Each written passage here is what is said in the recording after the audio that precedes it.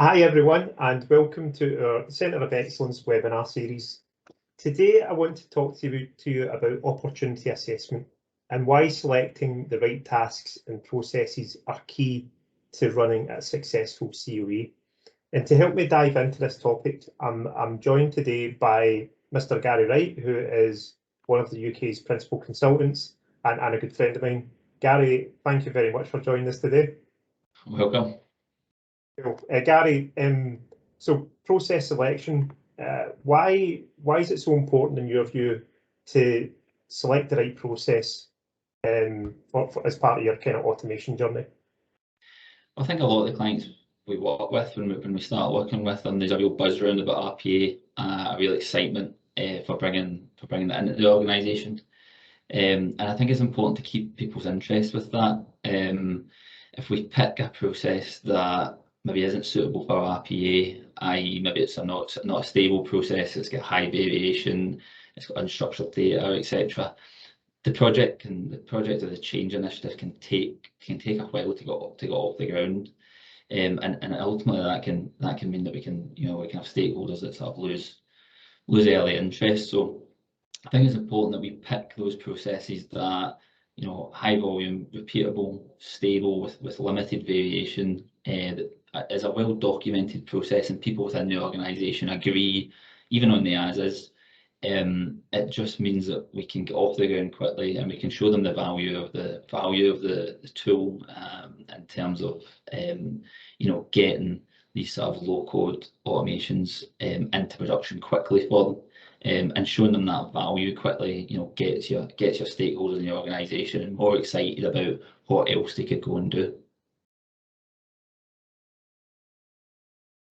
You're absolutely right, Gary, and I think we've had situations before where actually the client has insisted on picking the wrong process, so to speak, and actually we've not been able to get the automation program off the ground. So I think you've hit the nail on the head. It's so important, especially for those first 2 or 3 processes, that they are a success, and that generates good hype and kind of good feelings from the stakeholder for the rest of the automation journey. And you've mentioned about why it's so important to show value quickly. How do you make sure, from a value point of view, and let's be honest, value for a lot of our customers is return of investment? How do you make sure you're picking the right process from a return of investment point of view? Yeah, challenge a lot of clients get, because there's maybe not a wealth of sort of stable, small enough processes that generate such high volume to maybe get that return on investment that are going to excite stakeholders. I'm sure there'll be some that can get us off the ground, but often what we end up doing is maybe picking a more complex process, but chunking it down. 20% of a large process that is quite resource hungry, or not particularly cost effective, is still a significant saving in terms of return on investment. And again, if we can show that on a complex process that we can start to take away some of the pain of it, again, from a stakeholder point of view, they can see the value of continuing on the journey and building a programme of work that tackles some of these bigger challenges for them, whether that be sort of more complex automations like invoice processing, or automations that require multiple technologies. You don't have to try and boil the ocean and the first your first turn of the wheel. You can chunk it up into sort of sensible amounts. I think also from an organisational point of view, sometimes that's the right thing to do, because sometimes it takes the organisation a bit of time just to get their heads round about how this will fit in, and how this new sort of way of working will play out for them. So trying to do something maybe too complex over the top to start with can again sort of discourage people in that way. So even if you are forced down the route where you need to pick a more complex piece of work, it's maybe a conversation around about, okay, where can we add the most value in a section of the process? And you might actually start automating from the end point of the process and working your way back. You don't need to automate all the full thing end to end in the first go.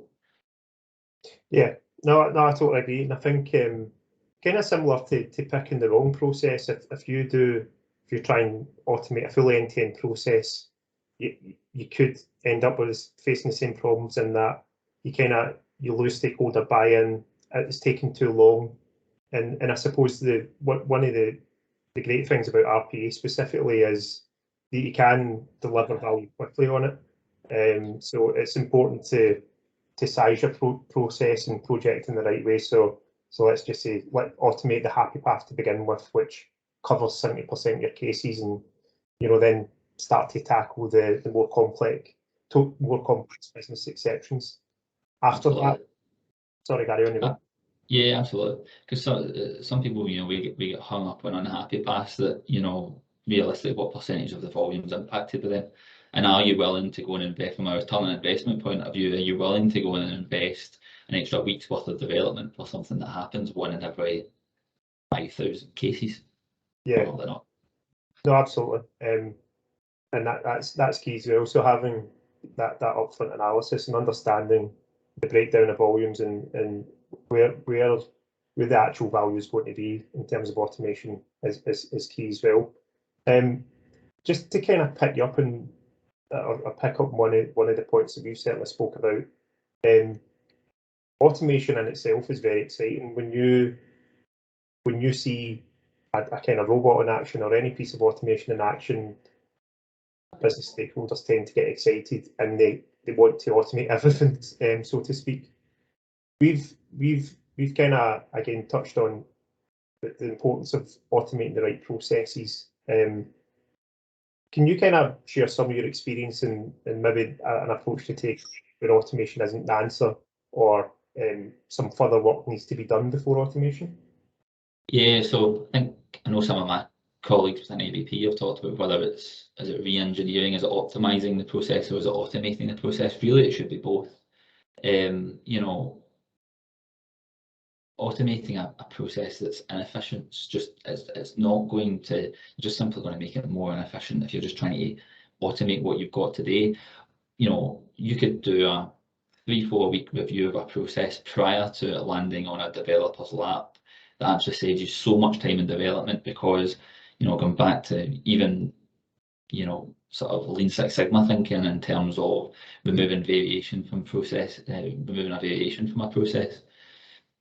that equates to less development time, and a more sort of structured process that's right for automation. So I think definitely if you've got a process where you know that it needs work, sometimes rather than trying to jump from A to Z in one go in terms of trying to automate it straight off the bat, you may be best investing some time in just doing some more traditional process improvement activity prior to then coming into the automation space. Both work hand in hand together really, and it save you some heartache when it comes to trying to automate the process, because you're not trying to automate something that really is an inefficient place to start. And again, going back to the return on investment point of view, it will reduce overall in terms of the overall time of the project. It will reduce your cost if you do that. So yeah, I think it's important that organisations. Yeah, it's absolutely exciting that when you start automating things. But if we throw too much in too quick, sometimes your actual delivery can slow down because you're maybe not picking up, feeding the pipeline of potential opportunities with the right type of processes, or processes that are ripe and ready to go from an automation point of view. So I think just to kind of summarise what you've said, Gary, is